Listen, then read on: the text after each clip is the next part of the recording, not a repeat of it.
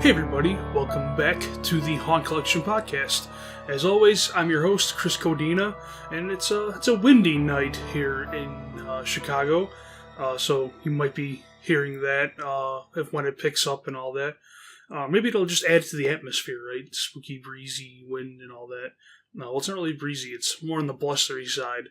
But, not too much I can do about that, and usually I'll stop talking and edit out if, you hear like a plane or a train and, outside noise going by. But I'm not going to pause for every gust of wind. So, yeah, just hopefully it's not too bad. Also, just fun conversation.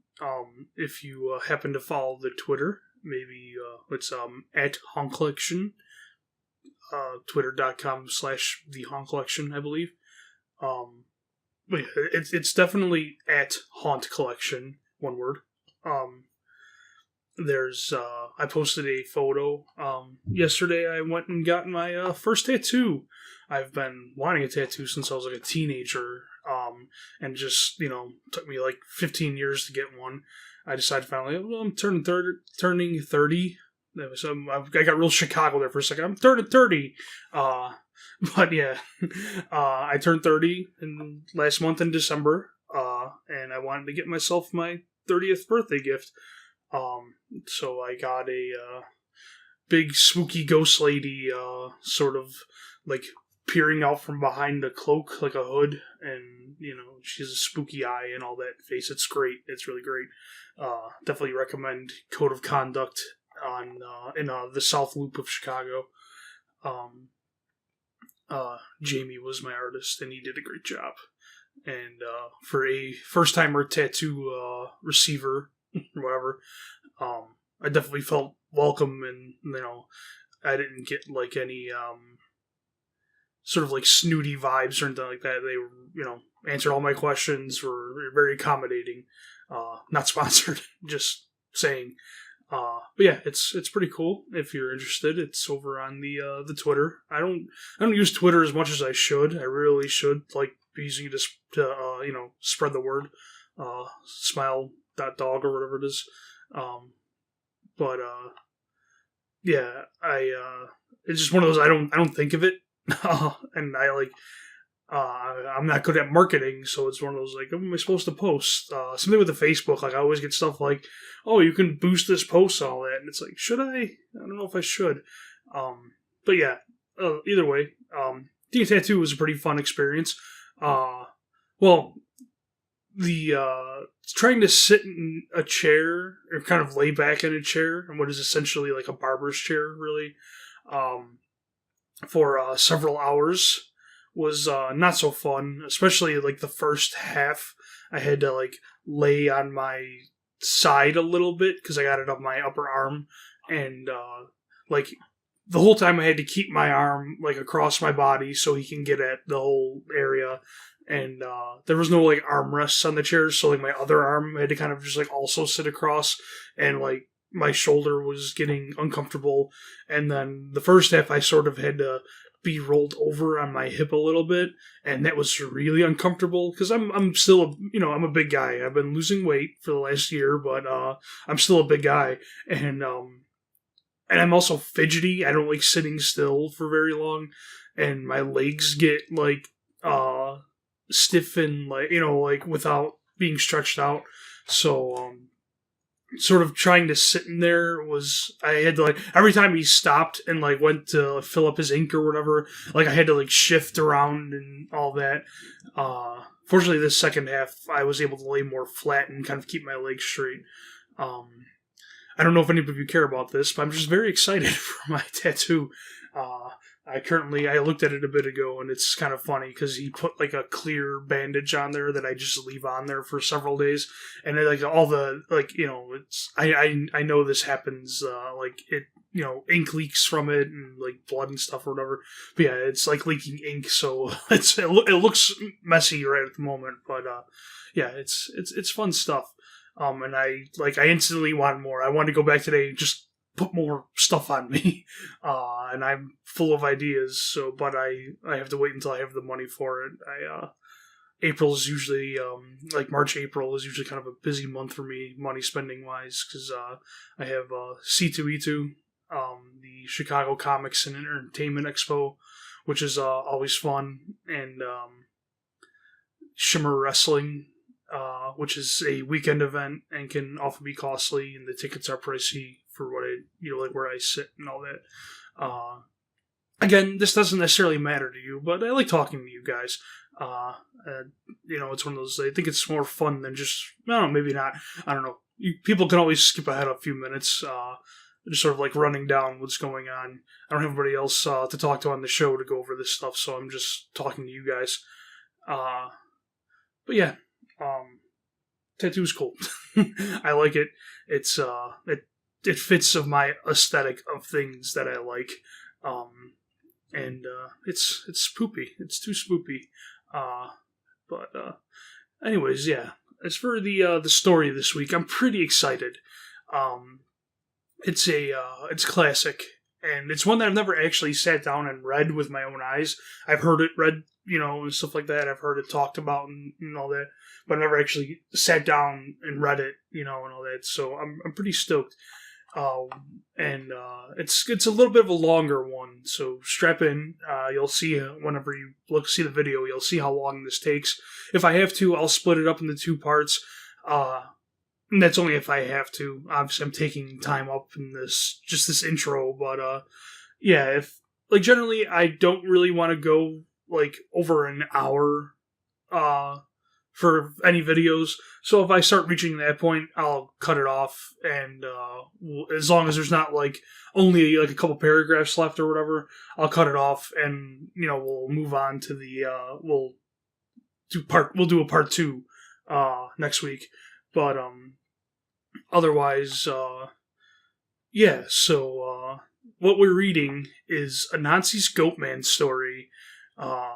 I feel like I read that with oh, here's the big reveal, but it's going to be the title of the video. Whatever, doesn't matter. So Anansi's Goatman story is a creepypasta classic, and putting it out there. Obviously, I'm familiar with it at this point. As from hearing and all that, I like this one. I think there's some good stuff in there. And a little bit of background. I'm reading this off the creepypasta wikia. I tried to go they even have a link here to the original thread, but I couldn't navigate it. I tried to scroll through the thing and I couldn't find the story in there because I am 4chan illiterate. So I'm just going to read it off here, and this is the link I'll provide so you can read along and all that.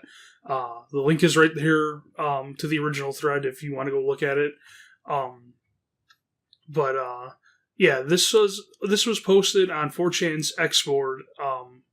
I believe it was September of 2012, something like that. It was definitely in 2012. And by 4chan user, I'm gonna say Reddit user, 4chan user Anansi. According to the creepypasta wikia, this was copied over from 4chan, and they edited it slightly to improve grammar and flow. So that'll make it easier to read, at least. Without further ado, let's get into Anansi's Goatman story. Here's my story. Be 16. Be black and have family down in Alabama. They farm and own a huge amount of land down in Huntsville. Uncle owns a big house and a bunch of trailers they put out in the woods for hunting and camping. Down south cousins suggest that we go out there to camp. Know that I'm a city kid from Chicago, so they tease the fuck out of me. Collect food, kill a pig and some chickens, and bring necessities to camp out for a few days. We get to camp, and it's obvious something is weird. Air has this weird electric smell, right before a storm. Like ozone. We think nothing of it and unpack and go down to a little creek to swim for a few hours. All of a sudden, some older white guy and a white teenager comes out of the bushes. He has a shotgun in the crook of his arm and says hello and asks us what we're doing this far back in the woods. Tell him about my uncle, who he knows, and say we're camping out. He tells us we need to be real careful out here and stick together. There was a big animal in the woods. His son, who is my age, asks if he can stay and hang out with us. He says okay. I'm going to stop green texting because the story is fairly long and the format is harder to write in. So yeah, that first intro kind of bullet point thing was written in like the 4chan, like I guess it's green texting. I'm not sure. Like I said, it's just sort of bullet pointing, like running down the list, which is actually kind of nifty because it kind of gets through all the lead up without any unnecessary details. It's kind of like, okay, this is how we got. So this is why I'm out in the woods, right? Like, okay, this is the situation. This is a black teenager from Chicago, visiting rural family in Huntsville, Alabama, and at his uncle's, his hunting cabin and all that. And him and his cousins are out, partying in the woods. So we got through all that real quick, which is pretty nifty because some writers can lay on thick with all the details that aren't necessary, so this kind of gets it out of the way. And I consider that a very good use of the format, of this 4chan. Like, okay, you do these bullet points, these green text things, and that was a good use for it, for the method of prose. You know what I mean? To adapting that style of posting to enhance your story in a way. So from here on, it goes to more traditional prose, like a regular post. So yeah, let's continue. So we end up playing football. Dicking around with me, there's the white kid Tanner, 5 of my cousins, and then 4 of their friends. In total, there were 5 girls and 6 boys. We were all around 15 to 17. We ended up just dicking the day away. So we head back to the camp and pulling out some stuff for a campfire, even though the trailers both had kitchenettes. Tanner says that his family's property sits up against my uncle's. He wants to run home and ask his dad if he can come out camping with us. My cousin Rooster says he's going to go with him since it's going to get dark soon. One of the girls also wants to tag along. It's about 7 o'clock, and it's starting to get pretty dark. They take flashlights and take the trail toward Tan's property. The rest of us chill. We make s'mores, drink, and kiss on the girls. About 30 or 40 minutes later, there's the smell of ozone again. You could smell it over the smell of the fire we had started. This really nasty, coppery smell, like right after you've had a nosebleed and it's stopped. It wasn't exactly like dried blood, but it was that nasty, metallic, back of your throat smell. That's a good description, right? Like, it's vivid. Like, you know what that means. I've at least I do. I can be pretty prone to bloody noses. TMI, I suppose. But especially like during the change of seasons and all that, like my allergies act up if I'm drying out and stuff. Especially like spring into summer and fall into winter and all that. I'm pretty prone to bloody noses. So like this, you get this whole visceral kind of description of just kind of in the air. You're getting that sort of dried blood in the back of your throat. That, like it says, the metallic coppery taste, like it's in the air and it's overpowering the campfire. It's a strong description. We immediately think that it's some kind of electrical malfunction, or someone left a hot plate on or some shit. We search the trailers and nothing is on. And we can all smell it. All of a sudden, we can hear people booking down the path toward us, and Rooster, Tan, and the girl all come running into the clearing, out of breath. And they don't even break stride. They all run to the trailer, right by where the fire is. Hopefully I don't pause after every paragraph. But yeah, like I said, I like this one, so I'm gonna kind of point out things. I also like how natural the voice of our narrator is. He's using slang. He's talking casually, on top of mixing in that great, it tastes like the air smelled like that smell after a nosebleed and all that.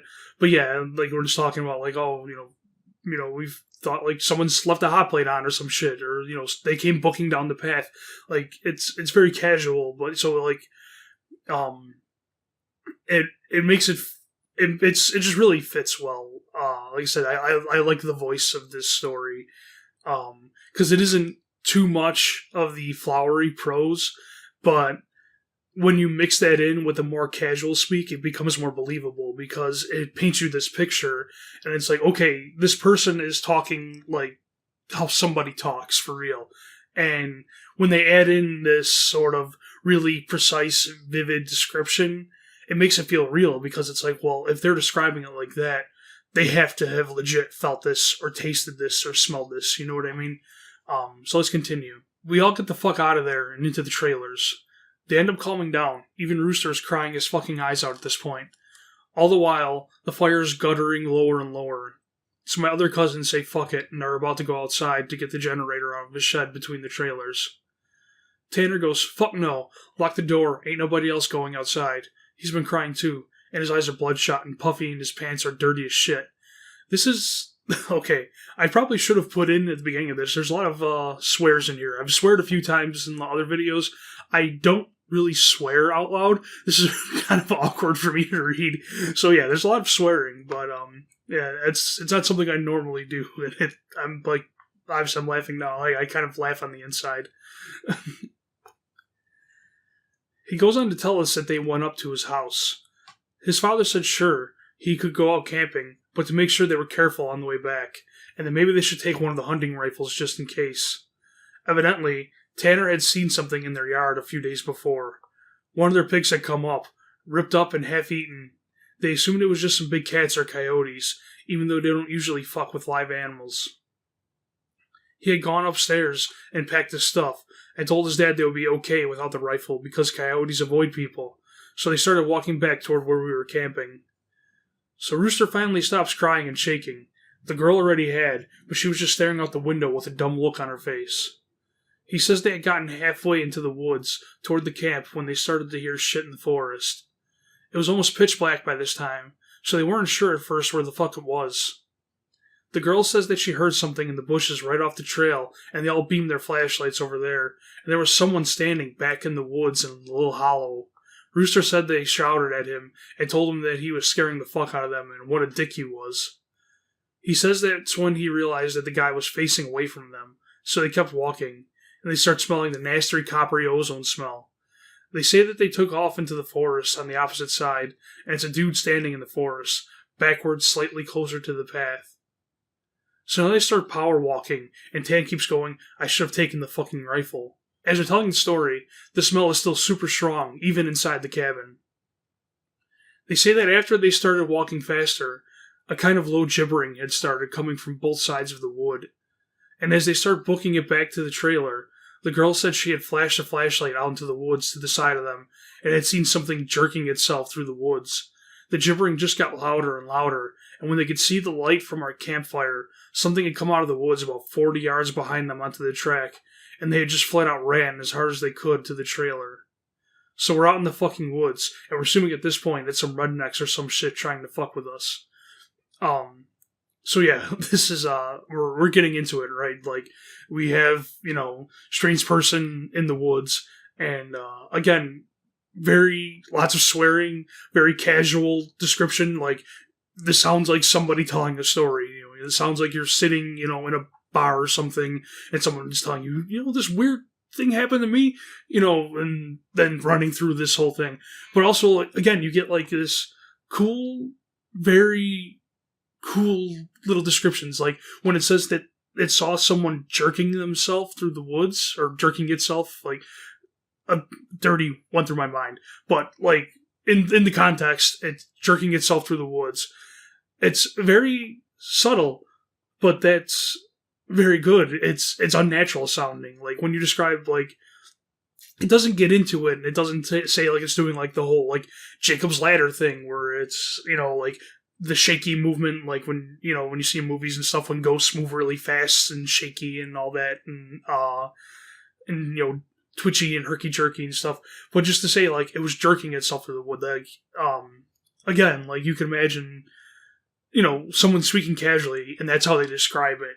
And it's very effective because it paints an image in your mind, and it's chilling, yeah, like, this is already, starting out, like, kind of good and creepy. We had the foreshadowing even early on, the bullet points. So Tanner's father said that there was a big animal around, so we knew something was out in the woods, and yeah, so it's whatchamacallit, it's working already, like, for me personally. let's continue. All of a sudden, my other cousin, Junior, starts going on about how he went to school with a native kid that was telling him about the Goatman or some shit. We promptly tell him to shut the fuck up because we don't need any spooky talk right now. We always need spooky talk. But he keeps going on and on about how it's the fucking Goatman and how we're in his woods and blah blah blah. Now at the time, I had never heard of this Goatman or any of that. But then a couple of years ago, the year before I graduated from college, I had a Menam for a roommate, and I ended up asking him about it. And to sum it up, it's basically a fucking man with the head of a goat, and he can shapeshift, and he gets among groups of people to terrorize them. It's all supposed to be a kind of like the Wendigo, and it's bad mojo to even talk about it, and even worse if you see it. So, we have the mention of Menam. I am fairly certain that's in reference to the Menominee tribe of Native Americans. I mentioned my friend Kitty before. She Menominee, yeah, do. That's just for her. Anyways, so yeah, we're getting, kind of, again, we're just kind of getting the backstory. Just here, this is it. There's Native American stories of a creature called the Goatman. That's like the Wendigo. Basically, it's a bad spirit that kind of integrates its way into groups and can shapeshift and all that. Just kind of thrown in there. No beating around the bush, which could be hit or miss. I think it fits with this story of kind of its the way it's being told. It's it's just kind of like thrown in that his cousin had heard about this stuff and all that, and it doesn't hide. There's no big twist or anything like that. It's okay. This is the Goatman, right? It's in the title of this story. It's so it's here. Like I said, it's kind of like thrown right out there. Told us flat out, Goatman. And for this story, I think that fits. To just be flat out telling us what it is. So let's continue. Keep in mind, I didn't know this back when I was 16. So my cousin is going, the Goatman's going to get in and fucking get us. The girls are all terrified, and my cousins and I are all fucking trying to figure out if it's just some hillbillies or it's some animal. So all of a sudden, the smell just goes away. To this day, I haven't even experienced anything like it. Usually smells fade away or lessen. It just literally was there 1 second and then not the second. So it's after an hour, making around 9 or 10. We stopped shitting bricks enough to go back outside and stoke the fire again. We figure it was just some assholes trying to fuck with us, so we don't go back home, because we think if we do, they'll chase us through the woods or some crazy shit. Nothing else weird happens that night, and we stay another night. And for the main part of the night, nothing happens. At about 1 a.m, we're outside getting drunk and telling ghost stories. As someone is finishing some too spooky story, I don't remember what about, the smell comes back. It's so fucking strong that one of the girls literally starts vomiting. I stand up, and you can actually feel how clammy the air is. I say we should get inside, and this isn't right. We should have just fucking left. We all go back inside, and we're standing around. My cousin just keeps going on about how it's the Goatman. And my cousin Rooster tries to shut him the fuck up. And all the while, I'm just feeling that something is wrong, and I can't figure out what the fuck it is. We end up sitting in there for a while. The smell is just as strong, and we're terrified and all huddled in this camper. We end up cooking brats for everybody because nobody wants to go outside. It's one of those packs with 4 brats. We have a total of 3 packs. I grill them up on the stove and give everybody a hot dog. I get mine. After a while, one of my cousins gets up and goes over to the pot to get another one. He starts grumbling about how I get 2 brats and everybody else got 1. And I look at him like he's fucking stupid. I tell him that everybody only got 1 because there were only 12 brats. If he wants more, he should open up a new pack and cook some more. That's when the girl that had been out with Rooster and Tan just starts screaming, "Oh Jesus, oh Lord, get it out!" She's crying and shivering, and then it dawns on the cousin standing up what the fuck is wrong. Me and him both glance around the room, and then I feel my heart fucking sink. I run the fuck out of the cabin, and the girl runs out with us. The trailer door is banging against the side of the trailer as everybody books out of the cabin. One of my cousin's friends asks us what the fuck was wrong. I start counting us. There's only 11 now. see, I knew this, and I'm getting chills from it because I love that. It's so good. It's so like, okay, everybody's tense, and okay, let's eat. Let's fry up some sausages, and you know, just eat up and all that, and like. It's such like it's so clever. It's one of those. It's subtle. It's okay. We have 4 packs of brats and all that. 3 packs, 4 brats each, so 12 brats total. And okay, let's cook them up. Everybody eat. And okay, evenly distributed. All good.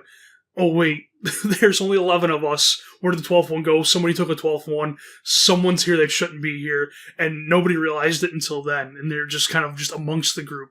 It's like I love that. Obviously, like yeah, it gives me a chill because it's just one of those. Like someone's here that shouldn't be here. It's a good device, and I think a thing that I like is they catch on to it quick. It isn't like, kind of a throwaway, like, oh, I wonder what happened to that extra brat. Oh, well, they realize it right away and they freak. I like that. Let's continue. I shit you not, my cousin verified. There had been 12 people in the cabin, but being that everybody didn't really know each other well, nobody had really noticed the whole fucking time that there was an extra person. And then I realized earlier that I kind of noticed something was off. You know how when you're just dicking around, having a good time, that you don't sweat the smallest shit, and you don't always keep track of certain stuff? I'm dead sure that someone else had been in the trailer with us, and they had been there for at least a fucking day, eating with us. What makes it worse, I can figure out which one, because I don't think anyone ever actually interacted with the other person / the Goatman. The girl kept praying to Jesus, and we're all sitting outside. Eventually we get big-ass sticks and go back to the cabin, but there's nobody in there. We count again, and there's 11 people. We go back into the trailer and lock the door. We explain what the fuck happened, and the girl says that she realized too, and that when she was about to say something, the person sitting next to her had grabbed her leg hard and leaned over toward her and said something she couldn't understand. I wanted to say before in the previous paragraph, where I noticed like that, where he explains like when you're just kind of like milling about, you don't really know everybody, you're just kind of like doing your thing, and you don't really notice the details, like that feels natural, right? Like even myself, who is not the most social butterfly out there, like I get that, and, I understand that. That feels real. It works as an explanation of why you wouldn't realize that there was an extra person, like especially in a group of like the size of 11 people kind of cramped into a trailer. Like it feels like it's easy to miss one extra person, especially when you don't know everybody and all that. And yeah, obviously, and then we have here that one of the girls actually was interacted with the thing, and she didn't quite realize it. She was going to say something, and someone grabbed her leg and said something she couldn't understand. When we remember when they heard a gibbering when they were being chased in the woods earlier. So we were pretty much scared as fuck as we held together, and I fall asleep. When I wake up, the sun is just coming up, and half the people are asleep, and the other half are packing our shit up. We all want to walk back home, but like 4 people want to stay until the sun is all the way up, and some people think that we're just fucking around and still want to stay at the trailers. I just want to get the fuck out of the woods. The girl's name was Kira, the one that the Goatman had touched. Anyway, I asked her if she really thinks it was something bad, and she says she just wants to go home and she doesn't want to be out in the woods alone for another night. So we decided to split up. Always a good plan. The 4 that want to go can go, but I have to stay because I have the keys to the cabin, and it's my uncle's, and I have to lock up.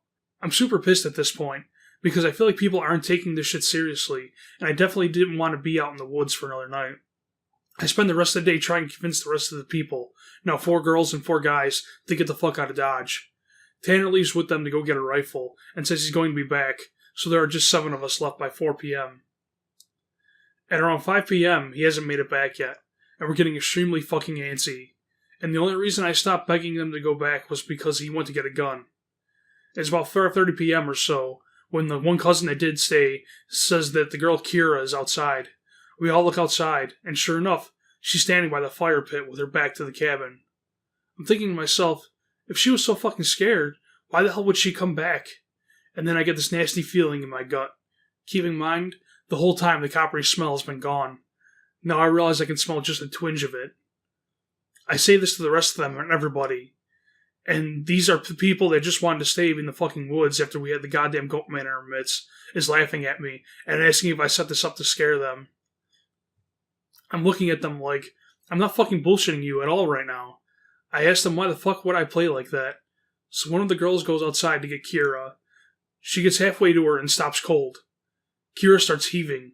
I don't know how the fuck to describe it. Sort of like if someone with their back turned was laughing without actually making any sound. It was this fact that made me realize there was not a fucking sound in the whole woods. It was dead silent.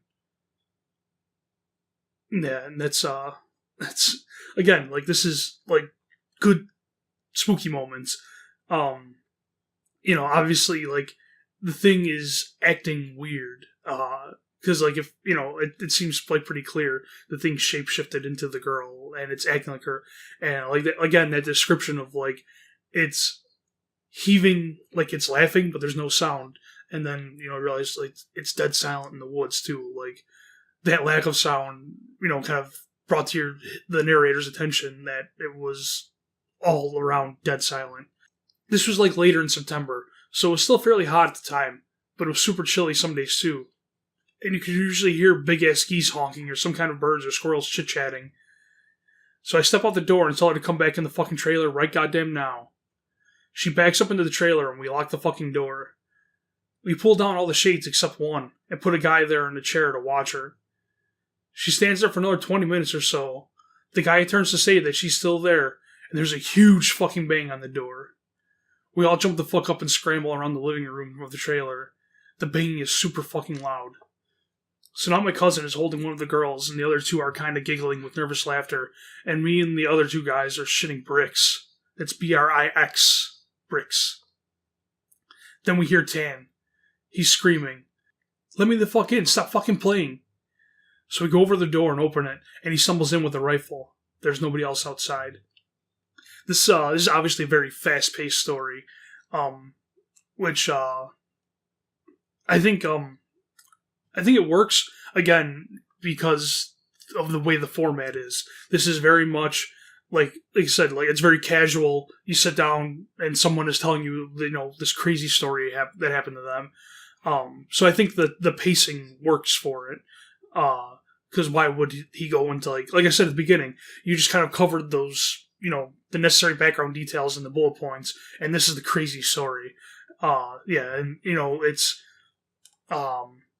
and, like, it sort of succeeds in keeping tension while still being fast-paced, which is interesting.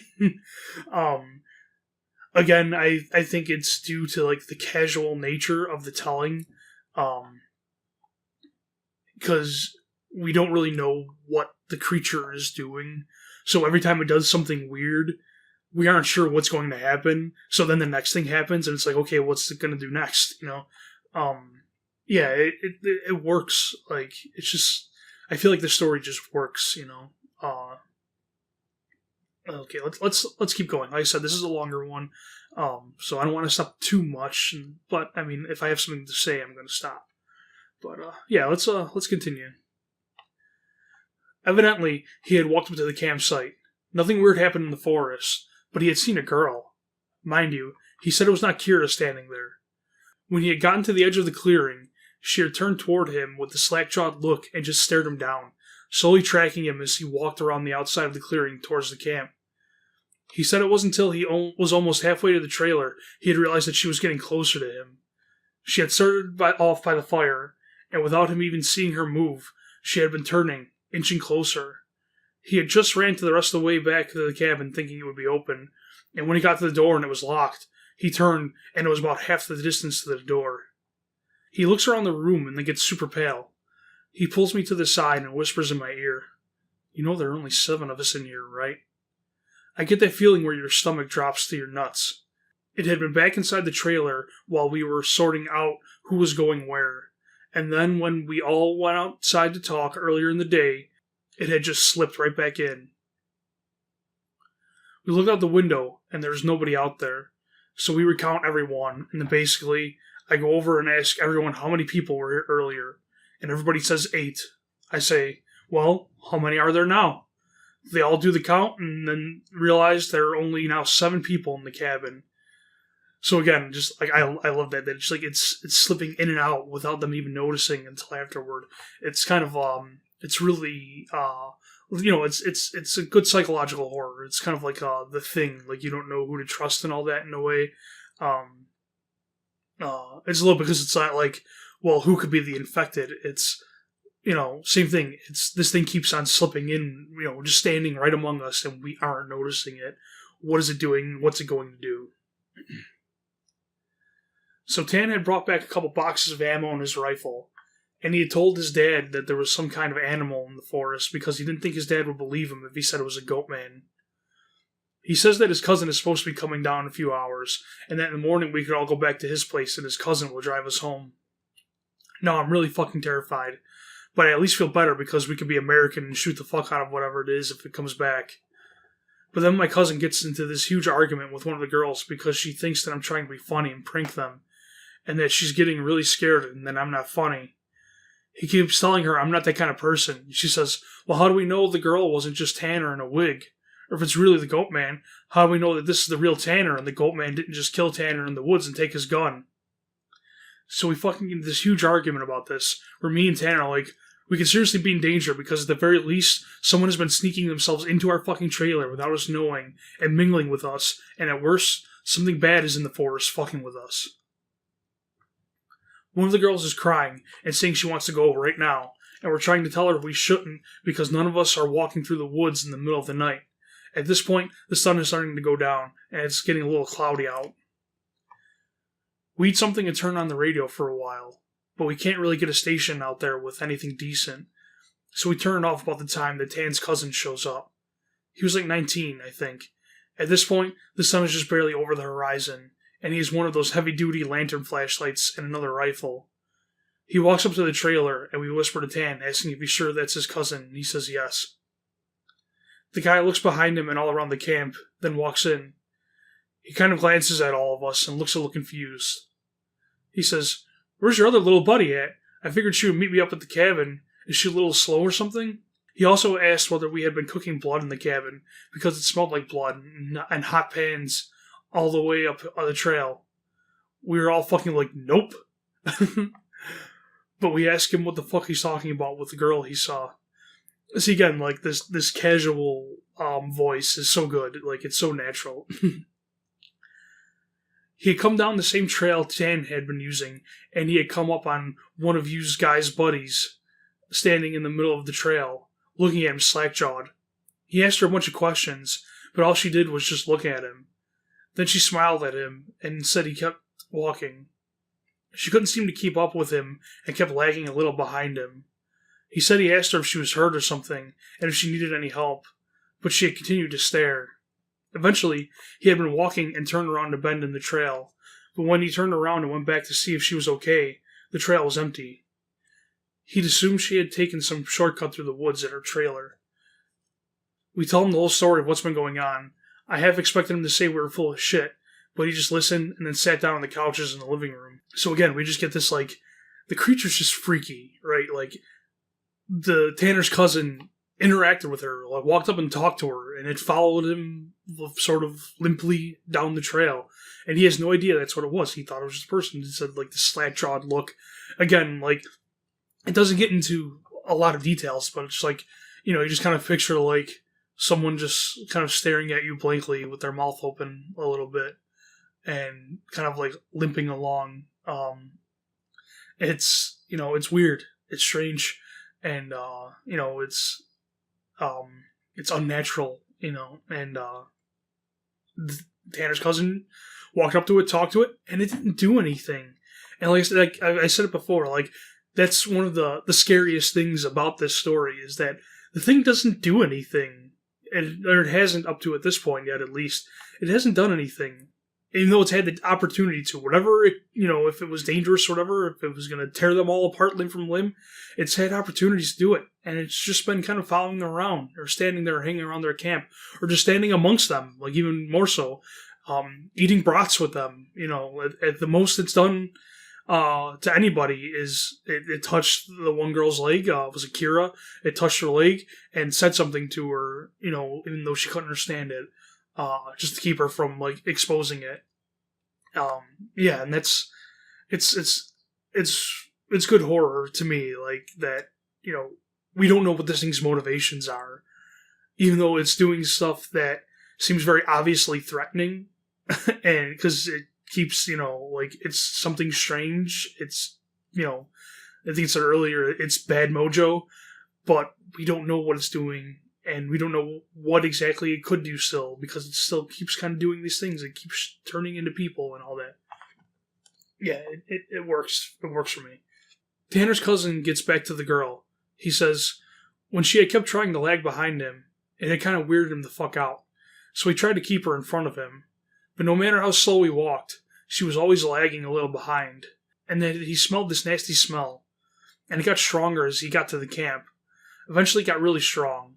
She had sent something really low that he didn't catch. And when he had turned around, she had been right the fuck up on him. And he stepped back from her. It was at this point he asked her if she was okay. And if she wasn't, hint to carry her back the rest of the way. And she just kept staring. He said he reached out for her, as in to grab her shoulder. But he must have misjudged the distance, because she was off to the side of where he had put his hand. Like she had moved while he was looking dead at her. Again, like, that gives me, like, a chill. Like, he's trying to keep her ahead of him, because he doesn't want her behind, because she's weirding him out. She won't let him get in front of her. She wants to stay behind. And then, she's kind of like being, kind of lagging. The smell increases and he turns around and she's right there, right behind him. And he goes to reach out to touch her. She's right in front of him. He goes to reach out and touch her. And it's like, she's just displaced, like, while he's looking right at her. It's weird and it's good. It's just kind of these weird little details. And again, we don't know what it's doing yet. It's just these good like points, and it doesn't feel thrown together. It doesn't feel like, I think I've talked about it before in other stories where it's just sort of like, here's a series of scary things. Like I think I said it was it The Girl Behind the Door or whatever, where it just felt like, here's some spooky ideas and throwing them out. Like this all feels like it goes together. Like, we're getting the picture of what this creature does, where it's kind of, it moves weirdly, it jerks around. We had that before when Tanner got back, and like it sort of kind of followed him without moving. Like we got that, but it happened right in front of somebody's face. We kind of keep, we're getting sort of these, like that's an escalation in the thing, like in its actions and all that. It still hasn't done anything directly threatening, but we're getting the read on what this creature does. And how, again, that, like, it's a threat, even though it hasn't done anything yet. It doesn't feel like it's thrown together scary things. It just feels like they're discovering all these things this creature's done, and they don't really know what to do about it. And, and it's weird. So at this point, we know the shit's real. Unless Tan is playing a joke, which we can tell he's not, because he's almost pissing his pants. So they load up their rifles, we eat some more, and we just kind of sit around until about 11. To this fucking day, every time I think about this, I really pray to God that it's some huge prank that my cousins played on me and just never revealed, so I would shit for the rest of my life. At round 11, the stink of copper turns into an actual nasty, gross, blood-like smell. Like cooking blood and singed hair. Tan and his cousin, Reese, get the fuck up instantly and grab their rifles. There's like a half-knocking, half-clawing at the door. And I shit you not, there's this voice. And it sounds like when you see those YouTube cats and dogs whose owners teach them how to talk.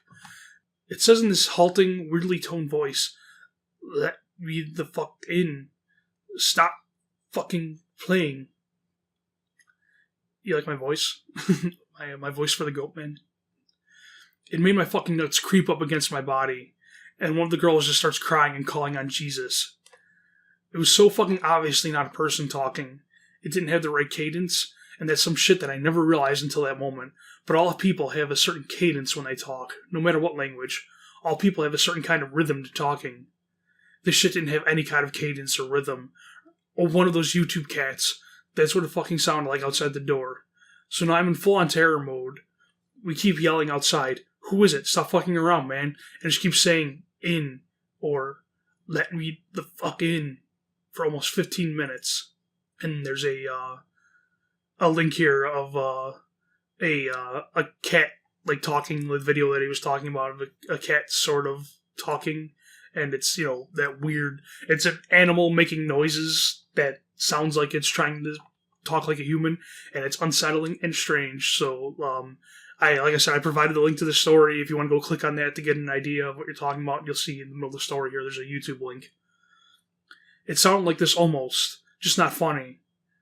Sorry for being on a tangent, but if you can't imagine how this shit sounded, then you can't imagine how fucked up the whole situation was. And yeah, it's messed up. Like, if you heard this outside your door with this, sort of kind of light knocking on the door in the middle of the woods, terrifying. And so then the smell goes away for a while. And for the next hour or so, you can hear someone basically creeping around in the woods and shit. Every couple of minutes, they'll come back to the door and say something. Finally, when the smell fades away, it's around 2 a.m. right now. Reese says, "Man, fuck this," and opens the door and walks outside with his rifle. He fires a shot into the air and says something to the effect of, "In the name of Jesus Christ, go away." He fires 2 more times, and then from the woods right up against the river across from the trailer, it sounds like something is slowly gibbering and hooting. Then it starts screaming, and it sounds almost like a woman and a cat in a bag screaming together. Like, I seriously have never heard any shit like that, and you can hear the brush over that way start to shake. Reese fires over into the tree line, and it starts backing into the house. Again, like, it gives me chills, like, these little descriptions that he makes. It goes to show, like, how less is more, these simple descriptions. Just like an example, I'm a fan of H.P. Lovecraft's writing, and for his style of writing, like, the long descriptions work, because he's kind of going into these, these weird things and all that. But sometimes, and often, less is more. And that's a trap that a lot of people fall into when they're writing, because they want to get into these very fine details. Here's all the creature's specs for how it looks, and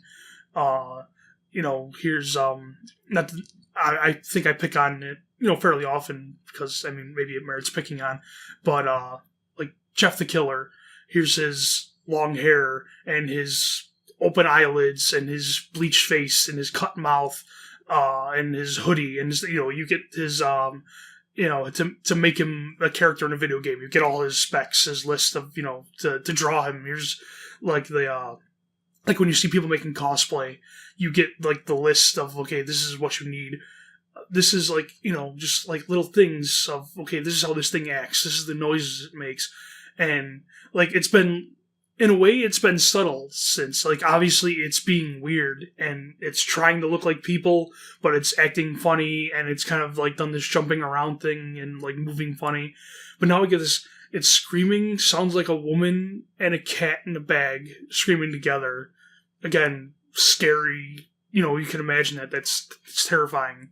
And like, it's just kind of like gibbering, and like it says, gibbering and hooting, and it's just running around in the brush and all that. Like, it's sort of, this is the first time it's like kind of being confronted, so it's acting very animalistic. Like, you feel like this is acting how the thing naturally is, right? You get what I'm saying? Like, this feels like the thing having a, like I said, a reaction to be confronted, rather than, kind of just keeping more low key.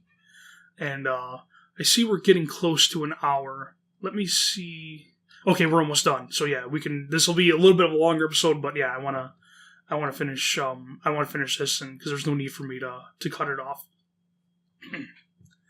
We locked the door, and we could hear the shit keening and screaming. Reese says something had come out of the bushes, super low to the ground, and crawling toward the cabin. He had shot at it. Pretty much, that was how the rest of my night went. It was literally screaming constantly for the next 2 hours, and we could hear shit moving out into the tree line, but never came back up to the cabin until everyone had finally fallen asleep. Tan had been sitting in the chair watching the door with his rifle. Nobody else heard or saw this, and he told me 2 days later, after the whole thing was over. He said he had been nodding off after the screaming and noises finally stopped. and he had been almost asleep when he saw someone come out of the bathroom and then lay down in the middle of the floor and go to sleep. He just assumed it was one of us, and he had nodded off. Then he said he kind of realized something was wrong, and while pretending to be sleeping, he counted us. There were 9 people in the cabin. He basically didn't want to try to shoot at the fucking thing in the cabin and have it kill us all and then and there, or have Reese wake up and start shooting and then we kill ourselves. So he just stayed awake all night, pretending to be asleep. He said sometimes it would stand up and kind of do this weird jittery thing, or heave like it was laughing, but then it would lay back down. Like, again, chills from this. Like, I know this happened. This is one of my favorite parts of the story. Like, I knew this happened, and it gives me chills. Like, this idea that, like, it got in, and it was just kind of laying among them. And this kind of logical reason of why Tanner didn't call attention to it, because he didn't want to start shooting in this type thing, or if it's, dangerous, just have them all rip them apart or whatever. So he just kind of watched it, played low-key and just watched it and to see what it would do. And it comes out of the bathroom and just lays there like it's sleeping with the rest of them. And now and then it gets up and just moves weird. It does that heaving thing, or it does the jittery thing and all that. It freaks me out. Like, it's, like I said again, it's just this thing creeping in and just being amongst them and not really do anything, but you don't know what it's going to do. Let's finish it up. The story closes pretty weak, because from my perspective, nothing happened. We woke up, and I noticed that Tan was a little jittery, and that he was avoiding looking at all of us. But we ate some breakfast, packed up, and started walking to his house. He stayed last in the cabin, and said he'd lock up and bring my uncle's keys. To just start walking and he'd catch up, which I didn't really want to fucking do. We got a little bit up the path, and when he came running up, basically just jogged back to the house. His cousin took us home. There was a window in the bathroom. Tan had gone back to lock up and looked in there. We were too stupid to lock a screenless window. The window was fucking up when he went in there. I'm guessing he'd been doing that all along, waiting for us to fall asleep or slip up and then getting in among us. It walked with us all the goddamn way back to his house, and then he sent it lagged to the back of the group and looked him dead in the eyes before walking into the woods. The end. I mean, it's great, right? Like, obviously, okay, I'm putting my opinion out here. I'm biased. I like the story. I like the story a lot. Maybe you don't. And if you don't, I definitely want to hear about it. I want to hear your opinions on it. Maybe there's too much swearing for you, because it's lots of swearing. That might have been the most I've ever sweared out loud in my life. Because, like I said, it's not a thing I do. Yeah, and, this whole time, like, they realized what was happening. They forgot to lock the window in the bathroom. And so, like, this little error was how I was getting in and just hanging out amongst them without them noticing it. Because, like you said, when you're kind of just doing your thing and there's a lot of people around, someone comes out of the bathroom, you're not going to notice, because that's a natural thing. Like, someone went to the bathroom and they come back out.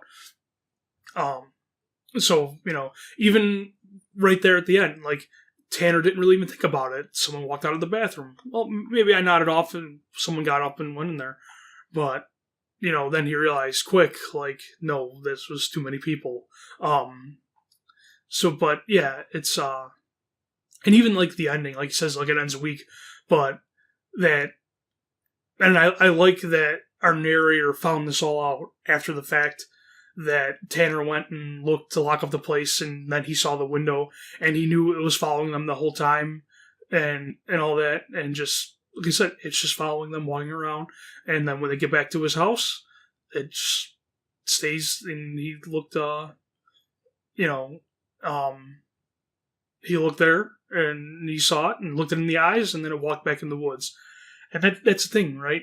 The Goatman, whatever, the creature, it never did anything threatening, but that whole time, it felt like a threat, and it still feels like a threat. You kind of get this idea that it was, like, practicing being human with them, right? When it says that, it wanted to Reese, Tanner's cousin, like, it wouldn't let him, walk behind her. So you get, like, this idea that it was watching him and figuring out how to walk. it said Tanner's words when he was yelling to let him in, back inside. And when it came and knocked, it said his words, and it's animal talking, animal trying to speak like a human way. So yeah, like it doesn't say it flat out, but yeah, you get that feeling that it was trying to practice or imitate being human. It sat around with them and ate and all that, and that's part of the horror is what was it going to do if given enough time, or what was it going to do if it if it was satisfied with its actions and all that, with its whatever it learned from them. I just scroll down to the first comment, and it's complaining about that it overuses profanity, but it gave it an 87 out of 10. I don't know if that's supposed to be an 8 out of 10 or not, but anyways, back to my opinions on the story. Yeah, like that's part of the scares, right? They didn't find a body of one of them, of Kira or something out in the woods. It didn't hurt any of them, but it could have, and it may want to, and we get the distinct feeling that it might have. Like it, there was definitely something sinister going on, especially when Reese goes out and shoots at it, starts shooting in Companion, when it says it came crawling out low to the ground towards the cabin and all that, and then it was making all this noise. Like, you get the feeling that it was, menacing, that it was ready to attack, to defend itself. And like I said before, you get the feeling that that was the Goatman being the Goatman. That was it being its natural evil spirit, animalistic, primal spirit thing, it being its real self and not trying to imitate a person. And it, like I said, it is very threatening. It ran around outside their cabin, screaming and keening and all that, and until it just slipped back in when it thought they were all asleep, and continued doing its, its mimic thing. Yeah, this story just hits all the right parts for me, especially from a creepypasta standpoint, because it has that just perfectly natural voice, and mixed in with really good horror imagery, and not really going into any ridiculous stuff, overt stuff, giving too much. Like I said, it kind of sticks to the less is more, for the most part, and it, all the scary parts make sense, and it kind of builds to all this, it kind of builds to something. It all, it makes sense with how the Goatman acts, and how we're learning what it does and all that. And kind of, like I said, we kind of get a bit of the implication that it's trying to learn from them how to act like them. So, what it's doing makes sense. And, it plays upon something that I feel like is pretty common in creepypasta, of something that looks human but isn't acting quite human, or there's something just off about it. You get that a lot. Somebody, oh, it looked like a person but it had black eyes, or it looked like a person but it had sharp teeth, stuff like that. It looked like a person but it moved a little weird. It looked like a person but it just kind of stared, or when it spoke, it didn't speak English. It was like a gibbering and all that. Like I said, it just, to me, this works. This is pretty close, I would say, honestly, to a perfect creepypasta in a way. Like I said, it hits every note. It has obviously there's something supernatural going on, but it still has almost kind of realistic thing because of its voice, because of how people react. It doesn't feel like a Blair Witch Project type thing. Well, I shouldn't say that, but it doesn't feel like horror movie stuff is happening. It feels natural. Everything, you have some people believing it, you have people freaking out instantly, right away. There's no well, why would they do that? Or how come they wouldn't notice this? How come they wouldn't think of that? You have enough people to where some people are freaking out, some people are not believing it and they think it's a joke and all that, which is, like you said,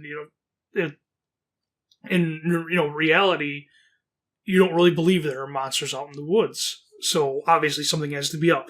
And, you don't know everybody, so okay, maybe this person is just like a real prankster and all that.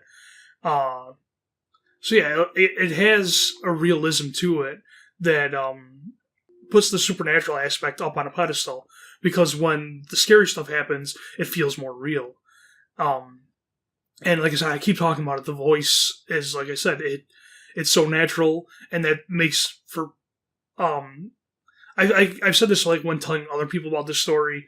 The fact that this was like posted on 4chan, a forum, where everybody's kind of speaking casually and all that, and having conversation like you would, with somebody at a bar or something like that. Like I said, it just adds so much to the story. It's like I said, it's like the perfect format for what a creepypasta is, where it's supposed to be, hey, this scary thing happened to me. Not, okay, here's my, like I said, not to pick on Lovecraft, but just, just an example, because I feel like Lovecraft is sort of like the other end, like the opposite of creepypasta, and how he tells his story and what his horror is and all that. It's probably not entirely accurate, but hopefully you understand what I'm saying. But creepypasta is supposed to feel natural, and it's supposed to be, hey, here's this creepy thing, and not necessarily have like a full-on story aspect to it. Okay, here's the lesson it teaches us, and here's the meaning behind it and the symbology and stuff like that.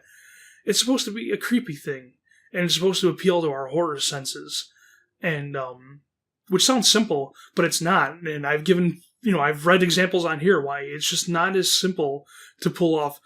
Here's a scary image, boo, jump scare, and stuff like that. It's not, because a lot of it falls flat if you don't build it right. And I think that this story is built right. It just it's like a perfect storm. Like I said, it's paced so quickly, and yet the tension works because it's scary when it tries to be scary. And like I said, I think it's because of the voice. Because there's, like I commented about the swearing. Like I don't care about like a lot of all the profanity. It's just weird for me to read, but that makes it feel natural, because it feels like I said. I keep saying it. It feels like this person is sitting there talking to you, sitting across the table from you, telling you like, hey, everything weird ever happened to you? Oh yeah, oh, you believe in ghosts? Yeah, I've had this thing. I saw this thing when I was a kid, and this guy goes, what happened to me when I was a teenager out in the woods? Boom, boom, boom, boom, boom. Here's this story. Here's all this crazy stuff that happened. And that's what it feels like. And that's great. Like, that's pure, hey, someone, like I said, it's pure sitting with your buddies or sitting in a group of people, and someone tells you this crazy, scary story and leaves you going, what? No way. No way. But it's so good. It's so believable in its own way, because this sounds like this person believes their story.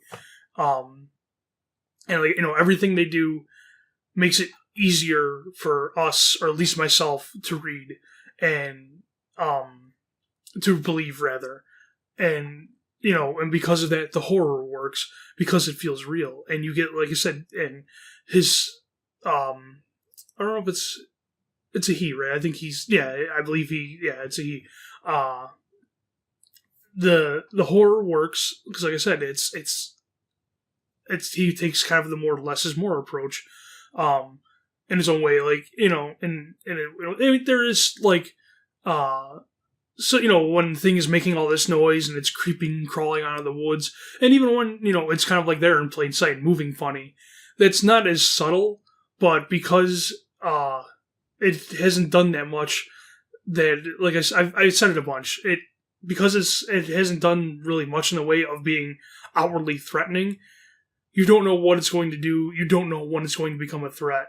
And, you want to know what it's doing. And, like I said, you kind of infer that it was trying to learn to be like them, to integrate with them, whether that's to kind of perfect its methods down the line, or when it was satisfied, it was going to do something. We don't know. But, yeah, like, it all works. And It's one of like it's a longer one, but this is one of those where if someone said, "Oh, hey, I heard about this creepypasta thing. Can you recommend one to me?" Yeah, this would be one that's on the list. If I would say, "Hey, if you want a longer one, go with this one." I think I mentioned like in a way earlier episode where like if I was like, "Oh, what's a recommendation for something?" I think maybe it was Psychosis. I don't remember. Because Psychosis is one too. Like I know we went through that. That was another long one. I like it except for the ending. Whatever. But yeah, like this is one where it's just like read this story because this is what people can do with this medium. They can make it genuinely scary, well written, but sounding natural and all that. Yeah, like I just can't say enough good things about this story. I'm trying to think like, is there anything else I need to touch on? Because because obviously I'm just kind of gushing over it, and but yeah, like I don't know how much I can say about. I can't think of anything else I could say about this that I haven't said already. Probably more than once. Like it's just good. I suppose that's the downfall of reading something that I like. I can't critique it as much, but I want to tell you why I like it, and from a mechanical and a critical aspect, not just like, oh yeah, it's awesome and spoopy, but like this is why it's scary and this is why it works, and hopefully I've made myself clear on that. Because I want to give this story its due. Because like I said, I feel like this is something this is a story that's earned its place as a classic, as like a must read creepypasta story. Like I said, like this is a good example of what people can do with this medium, and then I wish more people did,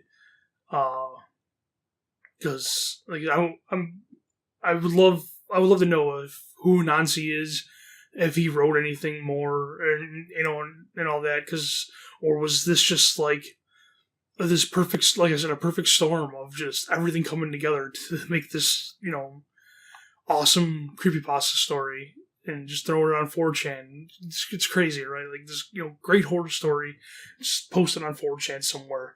And thankfully it spread around enough to become viral so that people saw it and it was able to reach its status, as a classic. And that's kind of one of the cool things about the medium, right? Like you said, anybody can post it. As long as people see it, it can get spread around, and then it's out there for all of us to enjoy. Yeah, like it's cool, right? That's one of those things. Like what I like about this medium, I've gone before, like the DIY nature of it and all that. Just that anybody, you, me, anybody, we can, if we make something good enough, we can post it and it'll go around. And hey, maybe we won't make any money off it. Probably won't make any money off it. That might not be the goal at all, anyways. But yeah, it can go around and it can touch as many people, and you could have, just lamos like myself who listen to plenty of podcasts and think they can do it. They go out and buy a microphone off Amazon and download Audacity. They want to go on and, just read it to people and get a bunch of views on YouTube, or read it and talk about it because they like it so much, That's a cool thing about creepypasta, that it just kind of comes up out of nowhere. It still has that, like, campfire effect of, sort of going around and, the campfire effect of like, hey, here's this weird story, and let me, you want to hear a weird story? Let me tell you about this, what happened, and that's great. Like, that's why, I like all types of horror, but that's why I'm doing a creepypasta podcast, is because it's so, like I said, it's so DIY. It's fans trying to scare fans and trying to entertain fans, and it's a cool thing. It is very, in its purest form, not corrupted, I suppose, by people like kind of trying to make money off it without appreciating what it is. In its purest form, creepypasta, like I said, it's randos on the internet trying to scare each other. like I said, then that's the campfire effect. It's, people sitting around a forum. It's people, sitting around Reddit, YouTube, wherever, trying to scare each other. And it harkens back to something in all of us, or at least a lot of us, that we used to like to do when we were young, and if creepypasta feeds out a lot of things, it's nostalgia. And that kind of gives us that feeling of, reading scary stories to tell in the dark to each other and stuff like that. And when we were, in grade school or in high school and all that, and, like I said, and trying to spook each other. And that's what creepypasta is in a digital form, right? Like, it's, hey, I got a good one. It's, it's Are You Afraid of the Dark? My turn to throw, the sand or whatever onto the fire and tell my tale of the cold ghost or whatever it was. It's, yeah. So, for all those episodes I have where I'm like, the story fell flat, didn't do it for me, they did this and I didn't like it, etc., etc., this is why I started doing this podcast, is stuff like this story, where you find those gems of people with genuine talent who may have never written any other thing else. Like, that's this crazy thing. This person seems to be genuinely talented, and maybe they just had this one story in them, and it's great.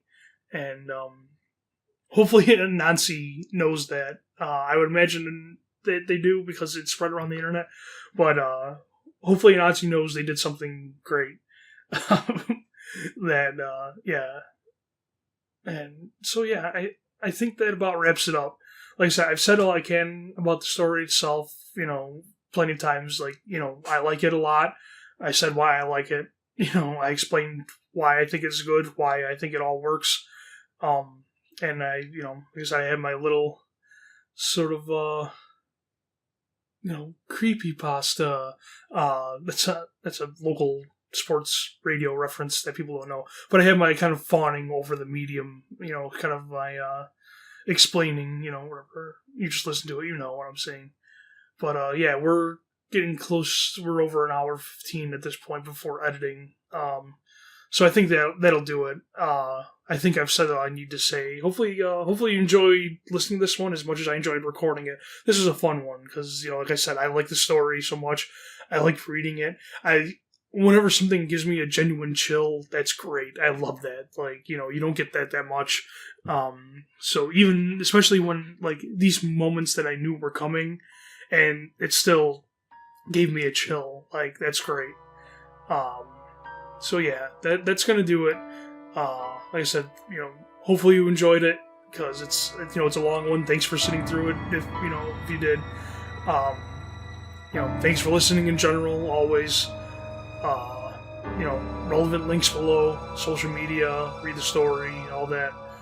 And until next time, later.